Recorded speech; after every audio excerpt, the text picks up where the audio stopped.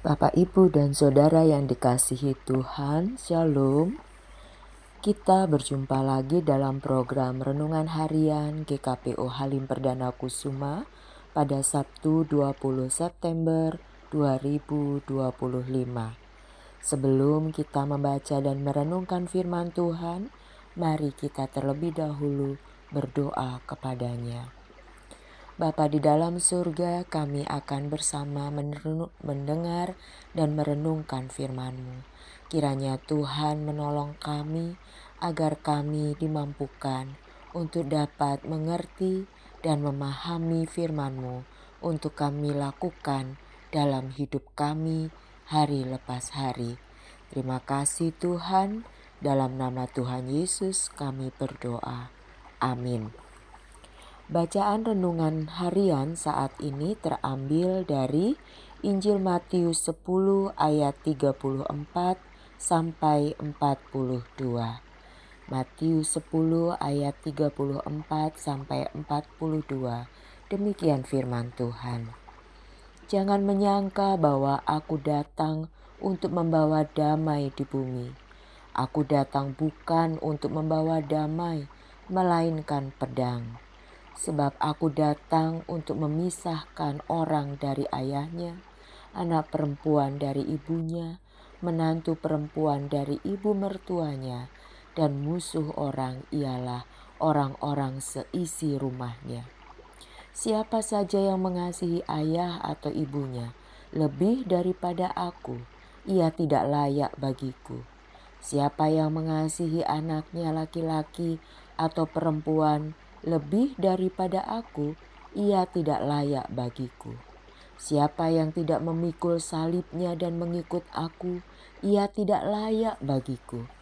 Siapa yang mempertahankan nyawanya, ia akan kehilangan nyawanya.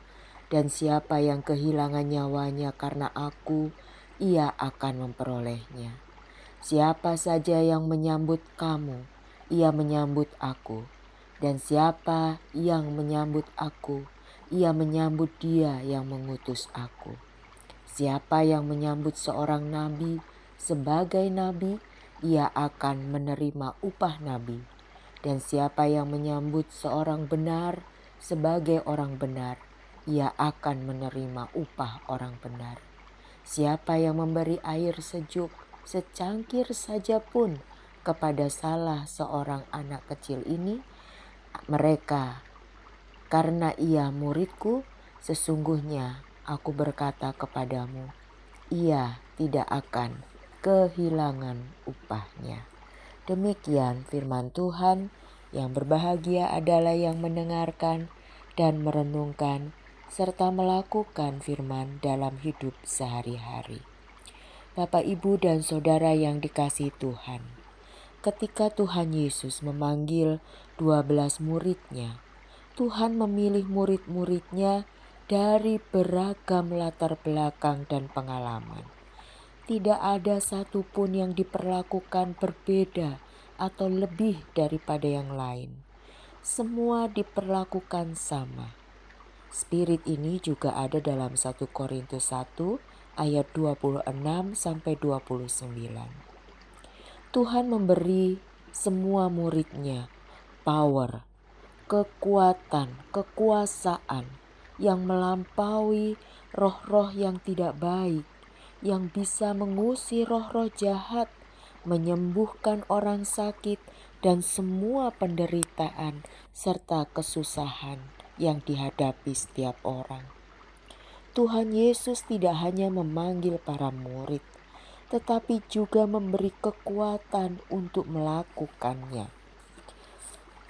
Itu sebabnya para murid Yesus kemudian disebut sebagai para rasul, orang-orang pilihan. Mereka dipanggil, diperlengkapi dengan kuasa dari Allah dan diutus untuk melakukan tugas dari Allah di tengah dunia ini, yaitu untuk menciptakan keadilan dan perdamaian. Dan sebagai utusan-utusan Allah, mereka harus berani mengambil keputusan yang sulit. Kata Yesus, Aku datang bukan untuk damai, melainkan pedang yang memisahkan orang dari ayahnya, anak perempuan dari ibunya, menantu perempuan dari mertuanya, dan musuh orang ialah orang-orang seisi rumahnya.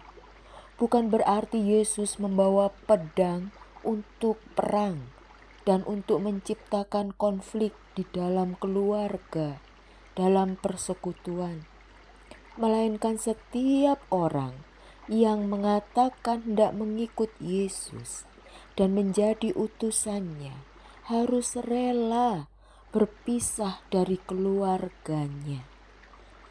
Syarat itu dijabarkan dengan sangat detail pada ayat 37 sampai 42. Apa makna di balik perkataan Yesus ini bagi kita? Seringkali kita menganggap bahwa menjadi pengikut Kristus itu mudah, tidak ada masalah, hidup keluarganya baik-baik saja, hubungan di dalam keluarga harmonis, lalu pasang foto di media sosial tentang kemesraan satu dengan yang lain. Tidak salah, tetapi sadarlah bahwa Tuhan memanggil kita untuk menjadi pengikutnya, itu juga harus siap diperhadapkan pada masalah-masalah di dalam pertentangan-pertentangan, bahkan yang muncul dalam keluarga kita sendiri. Kita pikir hidup sebagai pengikut Kristus itu jalannya mulus dan baik-baik saja. Tidak, Yesus memperlihatkan kepada para muridnya, dunia ini keras, hidup ini tidak selalu berjalan seperti yang kita bayangkan. Justru orang-orang yang terlalu mengidolakan orang tuanya, suaminya, istrinya, anak-anaknya, menantunya, pada akhirnya mereka akan kecewa dan membenci mereka karena mereka tidak seperti yang diharapkannya. Yesus ingin kita berpusat kepadanya, melakukan perintahnya, menjalani hidup ini tidak seideal seperti yang kita selalu bayang-bayangkan. Sebagai orang Kristen, kita selalu menganggap bahwa semua hidup orang Kristen baik.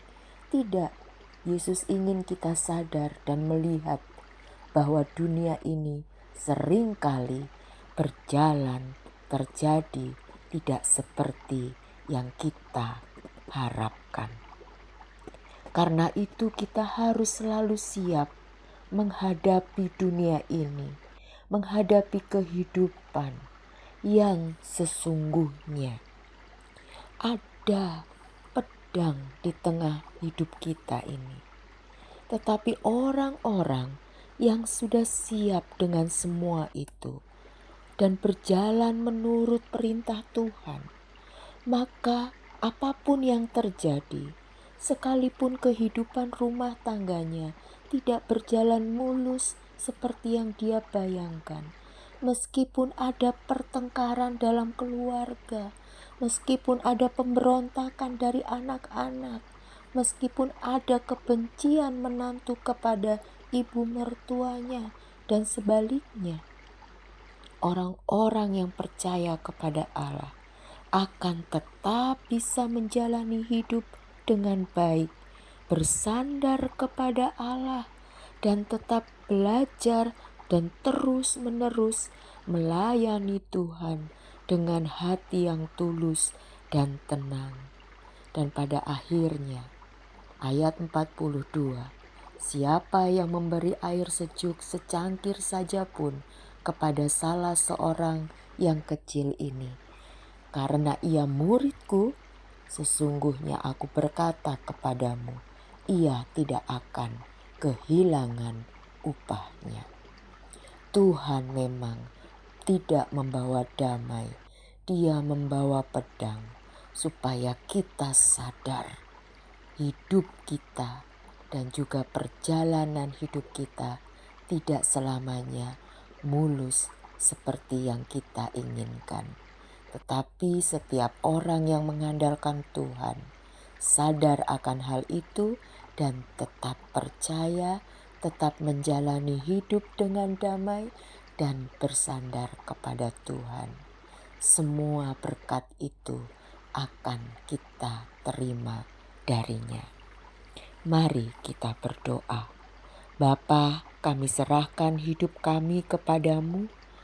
Kuatkanlah iman kami agar kami mampu menghadapi setiap cobaan dan tantangan dalam hidup ini dan tetap bersandar kepada Tuhan.